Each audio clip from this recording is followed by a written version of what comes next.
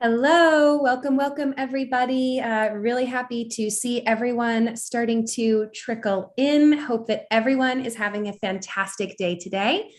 The housekeeping today, before we get started, is the same as always. Despite our format being a little bit different today, we're really excited to have an intimate conversation with our expert guest here. But there are two places for you to get really hands-on with this session. The first is the chat box. That is your spot to connect with peers, exchange ideas, chat with one another in the back channel of this discussion. Remember to toggle your option to all attendees in the dropdown. If you send your messages just to panelists, it's really only me and our guest and our wonderful producer, Callie, who can see them. We enjoy them, but we feel a little bit selfish about it. So definitely make sure you toggle to all attendees. The QA box is your spot to ask questions that you'd like for Mamuna to answer. I'm going to be keeping an eye on those. So that's the spot that I'm going to pull from for our group questions. So make sure you get them there, not in the chat, so that we can flag them for our guest Mamuna. Lots of you pre-submitted questions. So if you did pre-submit a question for this conversation, we've got it. They are on deck. One question that I want to answer right up top is this conversation is being recorded. We are going to send a recording link to each and every one of you in the coming days. So no need to take feverish notes, although you might be tempted to. I think this is going to be a really awesome conversation. And don't stress too much. If you got to leave early, we'll get you the recording. So no worries there. I want us to jump right into things here. So I will start off by introducing myself. My name is Georgina Donahue. I am the Director of Community at Pragmatic Institute. Many of you may already be familiar with me or with our online community space. We do lots of things with the community, but one of my favorite things that we do is we connect with industry leaders and really elevated practitioners in the space on calls like this one. So I am delighted to kick off this conversation because we are here today with Mamuna Oladipo. She's the VP of Product at Shopify, and she's an absolutely incredible and proven powerhouse of knowledge, innovation, product strategy, and of course, she's leading one of the largest global brands in existence. So today's conversation is really all about how to understand your customers and how to use their use cases and use scenarios so that you can develop really stellar UX approaches that absolutely span the globe. We're going to be talking about building meaningful UX approaches, really based on Mamuna's experience at Shopify and previously, and really building successful products and teams across the entire span of your product lifecycle. So Mamuna, we are totally delighted to have you here with us. Welcome. Thank you. Thank you for having me. What a kind introduction. I am very happy to be here, and I thank everyone for joining. I'm excited to see the chat start to flutter with questions and conversation so we can pull that in and have a live conversation together. Yeah, me as well. Let's dig right into it and give them something to flutter about. So can you tell us a little bit more about your product role at Shopify and maybe some of your favorite aspects of your role? Yeah, so VP of Product at Shopify, been here now for about 8 months. I have worked at numerous other companies from Kickstarter, Sony, Bloomberg, I don't even know, some startups. I've done small, I've done big. I've led product marketing, product design, product management teams. I've led engineering teams and brand marketing, lots of mix. But at Shopify, I get to focus a little bit. And so I'm leading two large product orgs, and in that, there are multiple sub teams within those orgs, and there are smaller teams within those. And I think the thing I love most about the role is one, the autonomy. I think Shopify, for the size of company it is, has a lot of autonomy. You get to make a lot of decisions. You get to really be a leader. So I love that. I love that I'm working with smart people. I maybe be a VP, but I learn from my peers, from people who report to me, from skip levels every day, all day. Everyone brings something very interesting to the table. So I love being able to work with the people that I work with. It's a new problem space for me. So that was one of the reasons I did take this role. I've never worked in shipping. I've never worked in transactions or a couple of the areas that I lead. And so it's like you get to apply your known skills, your product marketing, design, engineering, et cetera, skills into completely new spaces, and you get to test out what that looks like in this world. Um, and then I would say, last but not least, the impact that I can have. So, building for merchants in this world, a lot of merchants are individuals. They have these ideas and they're dreaming, they're thinking, how can I get my business started? And so being able to build something that can really change their lives is an opportunity that I'm thankful to have. Yeah. And it's incredible to think about the impact that you can have on somebody's vehicle for their passion and their livelihood, right? And I, as we were kind of putting this conversation together and thinking about topics that we'd like to discuss, I know one of the things you mentioned that was your passion is really utilizing a use case and use scenario finding to put together really killer user experience. So I would love to hear more about why you feel it's so important to deliver these merchants and everyone that you work with a really powerful user experience. Yeah. This one really stays with me because every time, I'm sure everyone here, if I asked you, I'm not going to do it, but if I asked everyone to name a site or an app that they recently visited where they either landed on it and immediately questioned if it was legitimate, perhaps closed it because it just didn't look good or it was hard to navigate, you got frustrated, whatever it may be.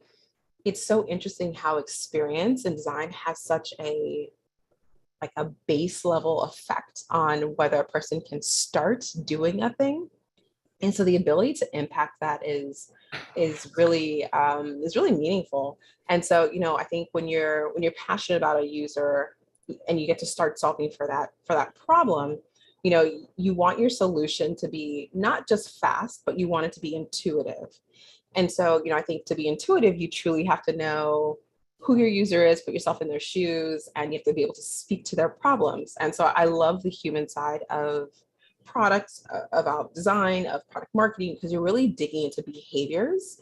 And it's like you think about their needs and motivations. You need to understand those to build those experiences. And you really have to just remove yourself from yourself and think about others. I love that about product. Yeah. It's really interesting thinking about kind of the psychological side, right? Mm-hmm. Of who is this person? How do I kind of find out how you see the world and what life looks like from your point of view, right? Which is enormous, such a huge kind of area to delve into, and the human brain, right, at scale. Right. So when you're doing that kind of use case research, can you walk us through a little bit of what your process looks like? I imagine you've really it's a large task, right? So you have to break it up into pieces that are both useful and meaningful and that your team can actualize on. Yeah. As a leader, I think one of the areas that I found in my past that I had made mistakes and that now I am very conscious of is, starting at the base point of clarity and understanding around your goals, what is it you're trying to achieve? So, something as simple as taking a step to say, okay, how much time do we have to solve this problem? And when do we have to deliver something by is oftentimes skipped because we just want to kind of jump in. And the team comes back with this amazing solution and it's only going to take 3 years or a year to deliver on. And you're like, oh no, this has to be done in 3 months. We need to go back. So, having a sense of timeline or time frame or expectation for delivery is like the number one for me and my team. And then thinking about, teams, especially in a remote world, we have different experiences. So I also want to make sure the teams have a good understanding of the product as it stands today, because you can't start a solution if you don't know what your users are using. So understanding that you have those experiences down packed. Are they generally good? What are the bad things? What takes a lot of time? Where are their frustrations? What are they doing off products? Just those basic things. And then, you want to make sure that you take time to shadow and speak to your users. You want to do deep dives, understand what tools are using in conjunction with yours, et cetera, et cetera. And then once I've gone through there, I start to form out okay, what are some areas of focus or opportunity based on the findings that were from our conversations. It really comes down to the type of problem you're solving for. It could be that you're trying to validate a problem, trying to understand an opportunity. You're trying to get a sense of directionality. Where should we be going? You can put together some tests. You can put together you can put together some wireframes and do conversations with folks internally to help buy in. But I think when you're looking at what path to go, for me, it really points back to directionality. So when you talk to the team about your goals and how you're measuring success and where you all are trying to go, what is it that gets you there as quickly as possible and in an informed way?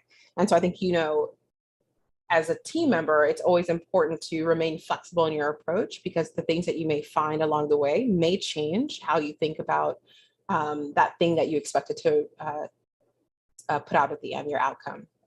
Yeah. That makes a lot of sense to me. And another question I wanted to ask you about was really about how Shopify prioritizes, where its user experience wants to go, right? And it sounds like the answer is really about directionality and intentionality.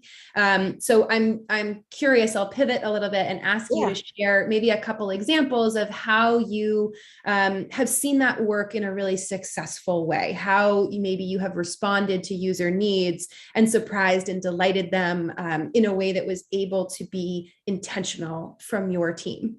Yeah.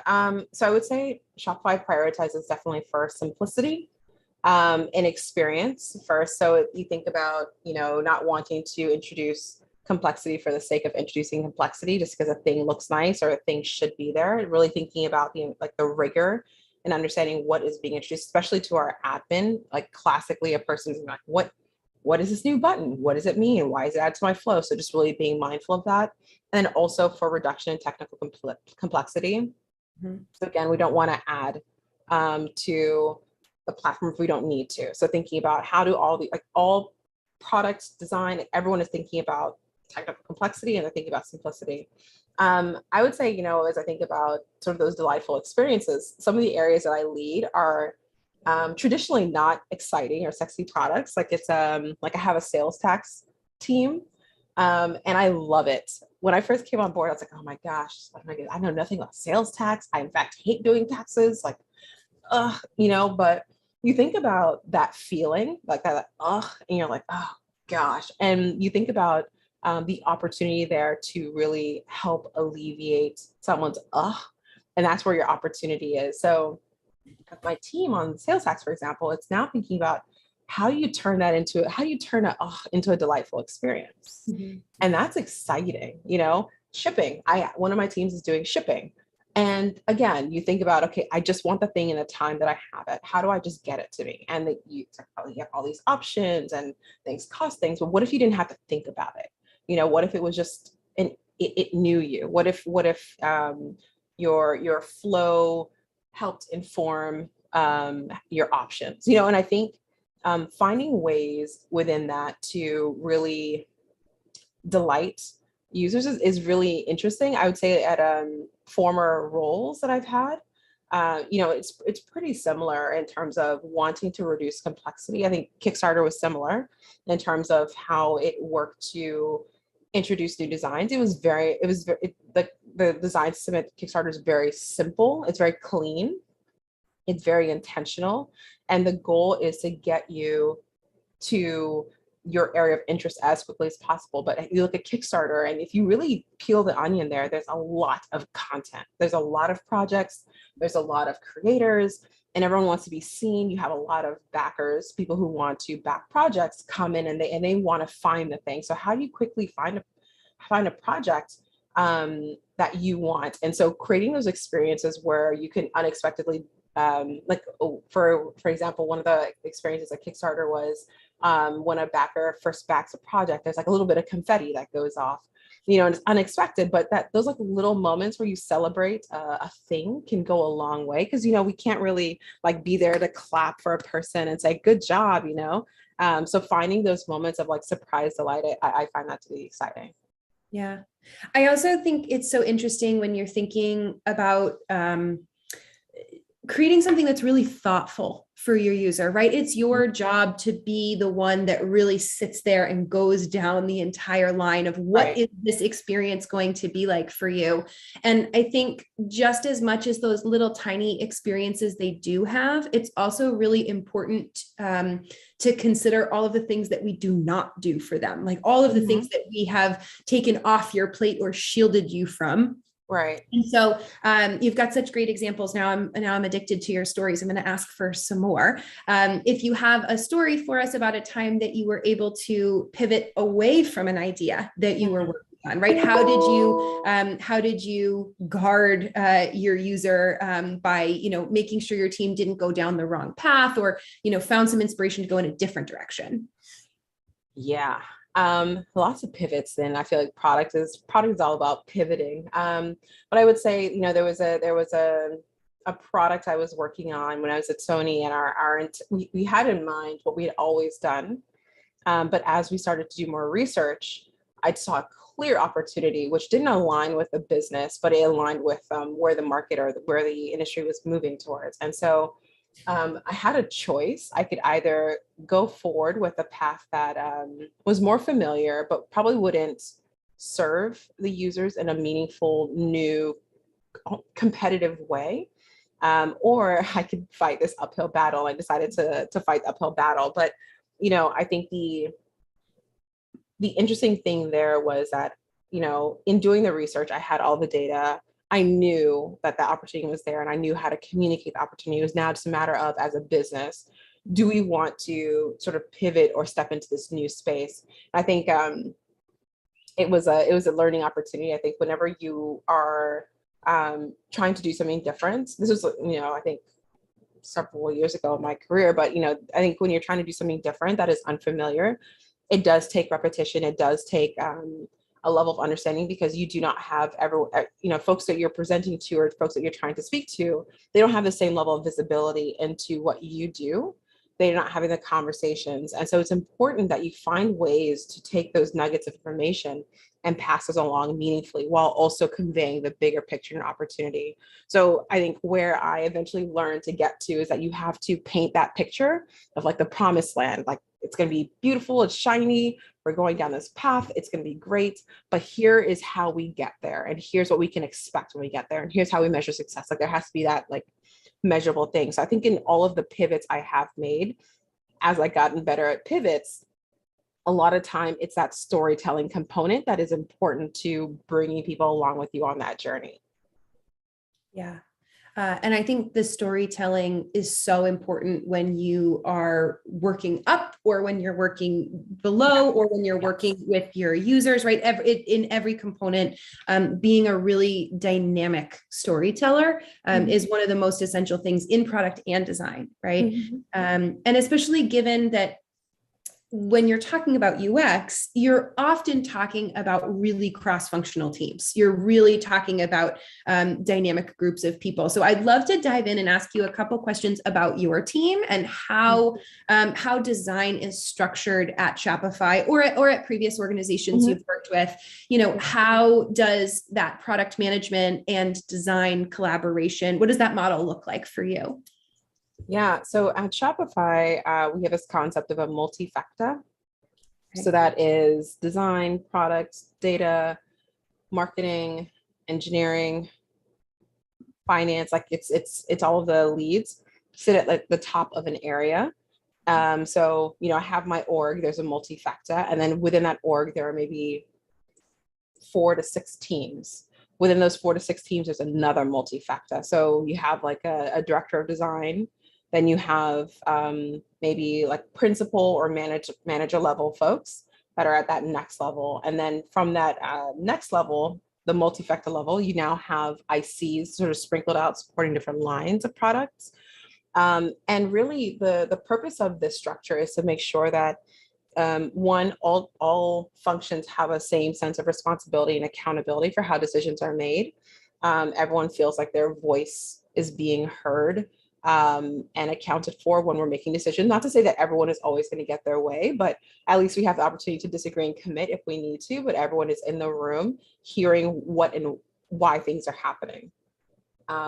So that's generally how it's structured. In other companies, I've worked at companies where I've had a smaller design team. So we've done sort of the agency model.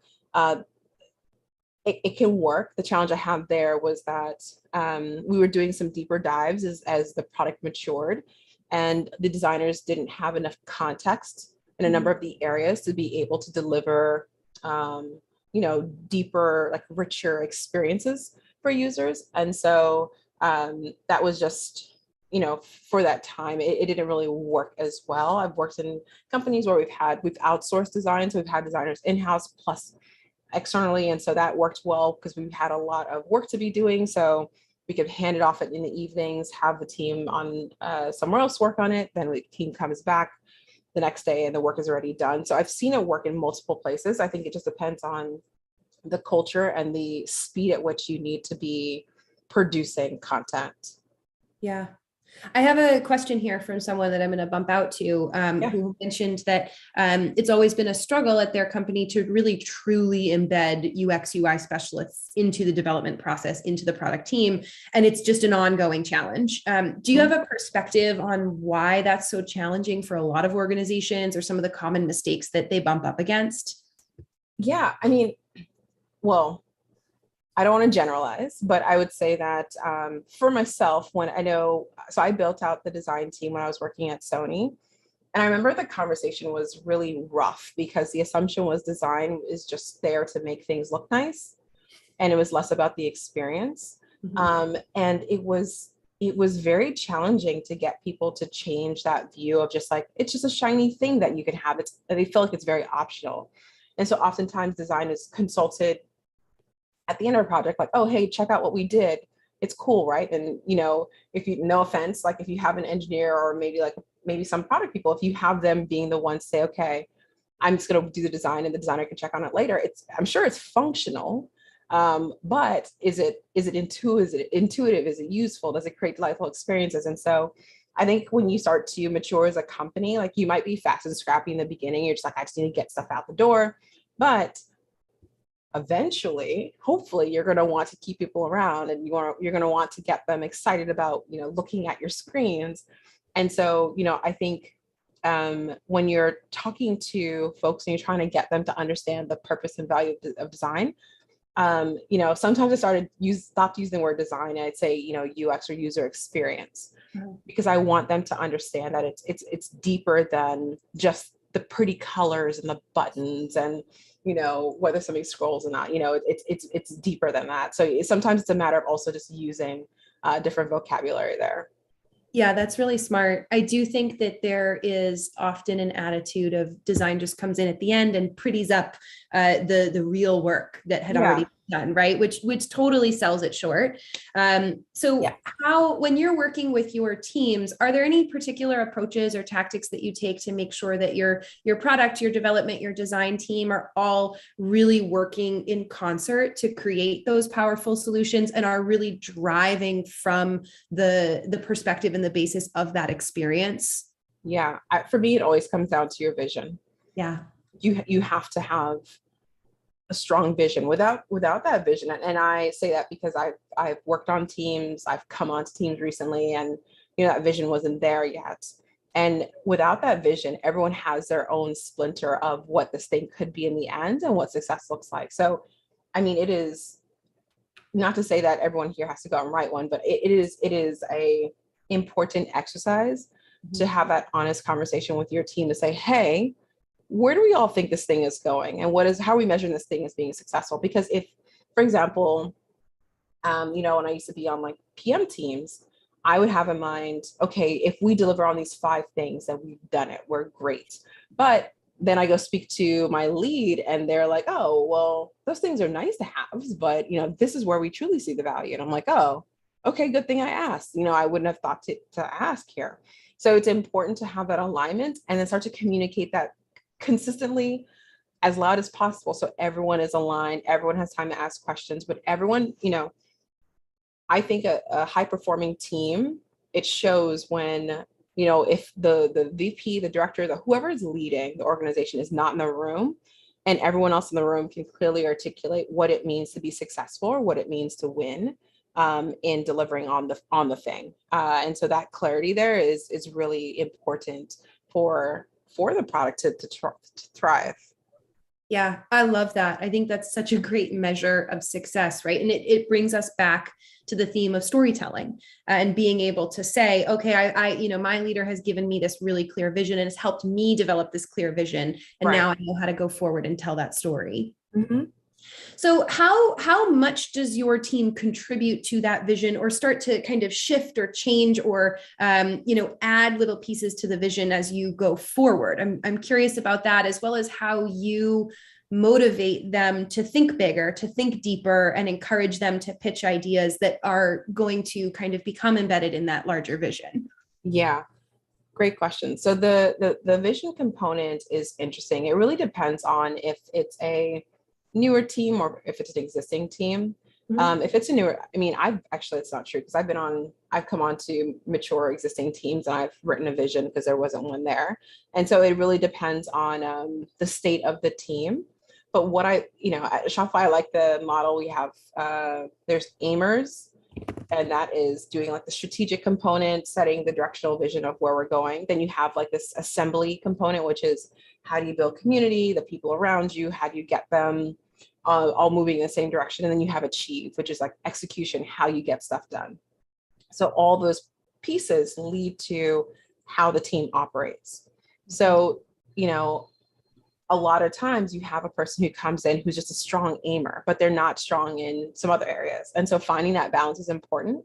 But I found that once you have that strong aim, it could come from myself, it could come from another product lead, whatever it is. Once it's down, you now create sort of some guardrails to encourage the team to start to ideate, to throw ideas out to the table, because now they know not only where we're trying to go, but how we are going to be measured, what our intended outcomes are. We have a clear statement of problems and intent. We know why the team exists. Mm-hmm. So it's not that the team is not throwing out like wild ideas, like, oh, we could build a rocket ship. It's like, well, what does a rocket ship have to do with what we're measuring here, Right. So that I think it helps to build confidence in the team and potentially what could be done in the work that they're doing. Yeah. That's really helpful. I see a bunch of comments in here too, kind of validating how helpful that is. I want to look in the other direction with you now about, we've talked a lot about kind of the teams that you manage and that you grow and that you nurture.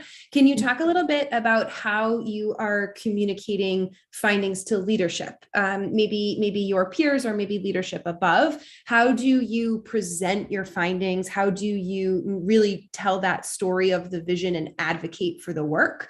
Is there anything in particular that you lean into? So I would say for my directs, when they are coming to me with what they are trying to propose or do, the things that I look for them to have is a clear sense of the why. Mm-hmm. And if they can articulate directionally where we're going and why we're going in that direction, I think like that's the first layer. Like, talk to me about the why. And then it also shows what we're doing and what we're not doing, and why aren't we doing those things that we're not doing? Because I think it's always important to talk about, and we're leaving these things out, or we're delaying on these other items, whatever it may be. But then also having a clear sense of how you're measuring your success. So it's not just we're going to go build these things and hopefully people will use it, or people will adopt it, or will retain our users, whatever it is.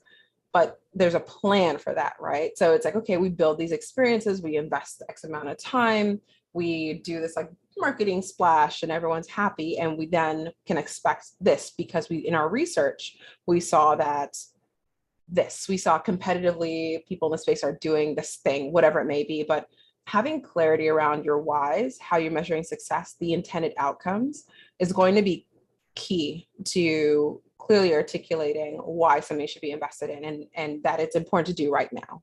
Mm-hmm. That touches on a number of questions that I was saving for you, but we'll get into them now from folks on the call that are really asking about, what are the approaches to measuring success when you are looking at kind of use case scenarios and UX? Are there particular kind of KPIs that you're looking at, or how do you how do you measure simplicity, right? Like how do you measure the success of those kinds of goals? Yeah, I mean, so I like to, it's challenging. I think every company is so different. And I think the thing I like about Shopify is that it doesn't introduce a lot of process. And so Mhm. you have flexibility to think about how you are defining your success. But I've worked at companies where there are OKRs, they all ladder down perfectly and everything is very structured and all that fun stuff. And, it really depends on the culture. Recently, one thing that I did was I worked with the team to develop out, the whys, problems, the opportunities for where we're trying to go, what we're trying to accomplish, et cetera, et cetera. But then I thought about, okay, in 3 years' time, if we were to hit, an adoption number, if we were to, like, whatever the metrics were, if we were to hit those things, what would I be excited about? So put those down. And then I start to forecast and say, okay, to work from here to there, what does that look like? What would we need to do realistically? And then I would start to plug in initiatives or investments in those 3 to 5 years that we would need to make along the way to potentially hit those areas, right? And then from there, you start to say, okay, what are some major milestones? What are some big unknowns? Who do we need to focus? What segments we need to focus on? And I think a lot of the questions start to span out. Like if you realize that you need to see 50% adoption of one of your products in the next 3 years, then you're like, okay, let's see what that means. And so you have to think like we need some pretty radical change maybe, or it depends on like your products, but that helps to set for you how not ambitious, but how quickly you need to ramp or slowly, or if you need to de-scope or you need to change your expectation, whatever it is, this now helps you to set that. Mm-hmm. And when you're setting those goals or maybe recalibrating expectations, do you have any examples of ways that you have presented that vision or those targets that have really resonated with decision makers? Any kind of like things that you find to be like a little bit of a silver bullet approach?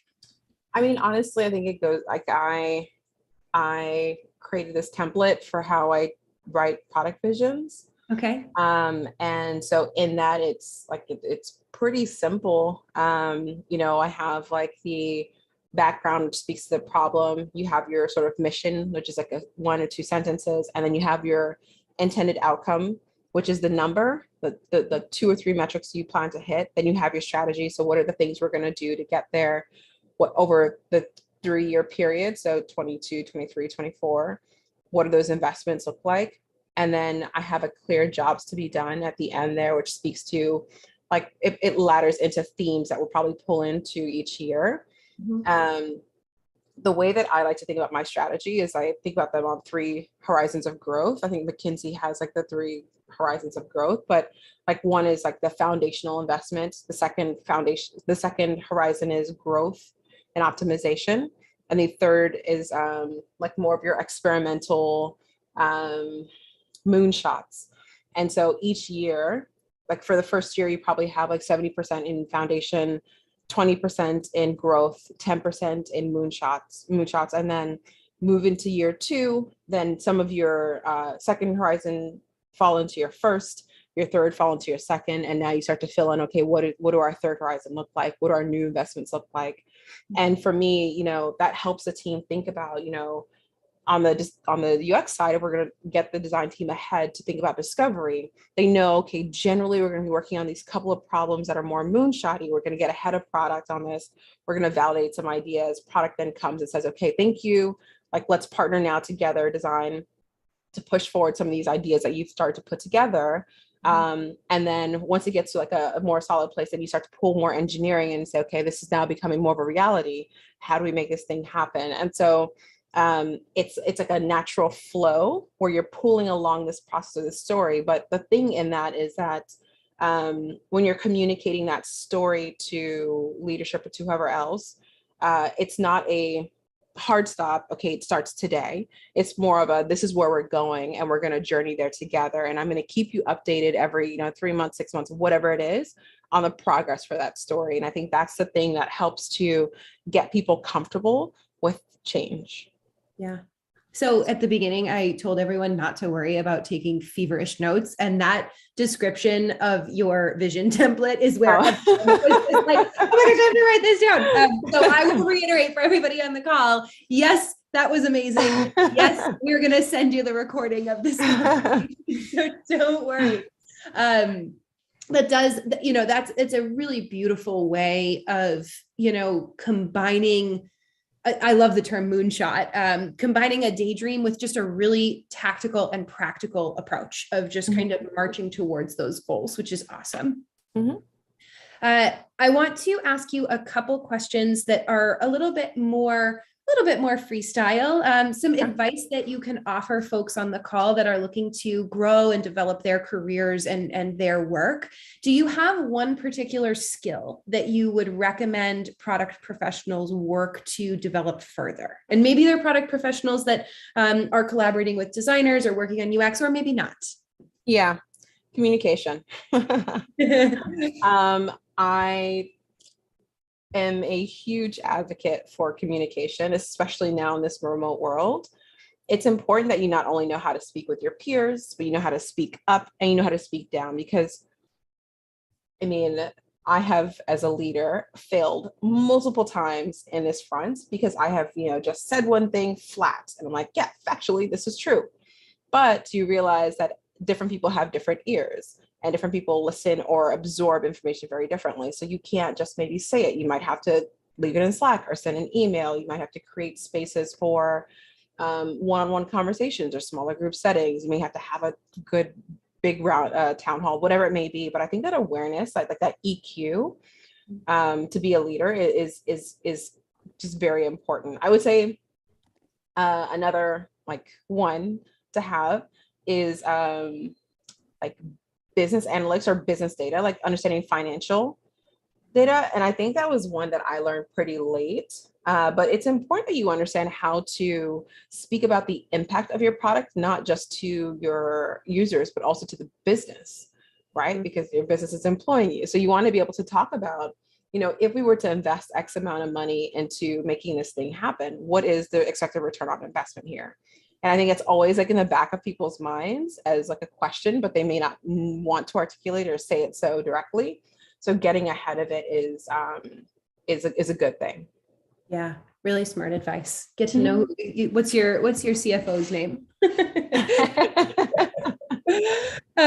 And do you have any advice for us about how we can, everyone wants to think in a really innovative way. And I think innovation is a word that people really like and they aspire towards, but also when I think, I'm like, what does it mean? What does that mean? Right. And so I guess I'm curious if you have advice for how we can continue to think one step ahead in our own product roles, right? How can we really see that chessboard moving so that we can really deliver exceptional products that our customers want to buy? So my perspective is that it begins even before you start on a problem. And it really begins with how a team is designed. And, I believe that if you don't have a diversity of people on a team, then it's hard to have a diversity of thought and empathy, which then makes it hard for you to actually build and design for users. Like if you're building for a global audience and you're all based in North America. I remember this one time when I was working at Sony, we were redesigning the homepage of one of our sites. And I thought I did all this research and I spoke to all of the execs and, we have these designs and I put them all up and I was like, what do you all think? And they're like, oh, this is beautiful. And I shared it out with our global teams. And they were like, this is so American. And I was like, wait, what? And they're like, yeah, clearly this is very American. I was like, what does that mean? And it's so interesting because we oftentimes think in a bubble. And nobody on my team was from any, most of us were centered in New York at the time. And so most people have that view. But now as I design out my teams, I'm focusing on people who are in EMEA, Southeast Asia, throughout Africa. I want that mix because that perspective is important when you're thinking about building for, how am I going to attract people from different regions or across the globe if I am building only for people in New York or North America. Like that's not fair. And so that awareness is important. I think from there, once you have that team, you can now start to push outside of your boundaries. So what do we need to consider? How do we think about solving for problems? What types of problems are we solving for today? Where are we constrained in our thinking? And having those people who are constantly just kind of picking at your, I remember in one of my groups, we had a person who always like their role was devil's advocate. So someone would say, okay, today my role is to kind of play devil's advocate or to question our directions. And so having that person who's consciously just like, is that true? Is that an assumption? Should we be going down that path? And like getting us to pull the thread a bit more was super helpful. Yeah. Yeah. I love that. It actually reminds me of when I started at Pragmatic. I'm based on the East Coast and Pragmatic is based in Arizona. And I remember I started, and it took a couple months before I was close enough with my teammates that they told me, they're like, yeah, when you started, we were like, this girl's had too much coffee. Like she's so hyper. Why are we right? And it's just a different, you learn how, like you say, different people have different ears and different people have different styles. So I love that. Yeah. Right. I am going to wrap up our conversation here with a question from somebody on the call that is asking you for a prediction. What do you think are some of the themes or fads that you see developing in product and design in the next 1 to 3 years? The example given here was how the iPhone dark mode was a fad 2018 to 2022. Do you see any fads coming up? I mean, I think there are some like ones that are probably already here. We just have to incorporate them better, whether it's like crypto being more ingrained in how we shop or our normal experiences, or even I love like the concept of the live shopping that goes on in some countries. And I think, as we think about experiences, I think the boundaries of what we know to be true today are going to kind of expand. Like the things are already around. I think we just have to kind of figure out how they fit into our frame today. But I do think that like there are things around VR. Like there's so much new technology out there that I think people are just ready to grasp, especially in this remote world where they're looking to figure out how to connect with people so quickly. Yeah. Yeah, I love that. I think that's great. This has been such a fantastic conversation. So I am going to wrap us up here. I see so many comments. I love all of the conversation that's going on in the chat. People absolutely loving this. Mamuna, this has been a total delight to chat with you. This has been really, really great conversation and so many little nuggets of wisdom. I really appreciate you sharing with us. Thank you so much for having me. It's been a pleasure to be here with you all today. Yeah, this has been great. I encourage everybody to go follow along with what Mamuna is doing. Follow her on LinkedIn, other social channels. You definitely will not regret it. I give you a money back guarantee that you're going to have a great time following along with her journey. You can follow along with us for our next conversation. You can join us on Thursday, June 23rd. We'll be here at 1 p.m. Eastern as usual. We're going to be joined by Anja Gopakumar, who's the product and editorial insights and metadata leader at Netflix. And so we're going to have a conversation with her about really what some of the key factors are to consider when you're approaching your content strategies and how to really utilize metrics for that decision making. So until next time, everybody, it was a delight to have you join us here today. Mamuna, once again, absolutely delighted to get the opportunity to learn from you today. Thank you so much for joining us. Thank you. All right, everybody, we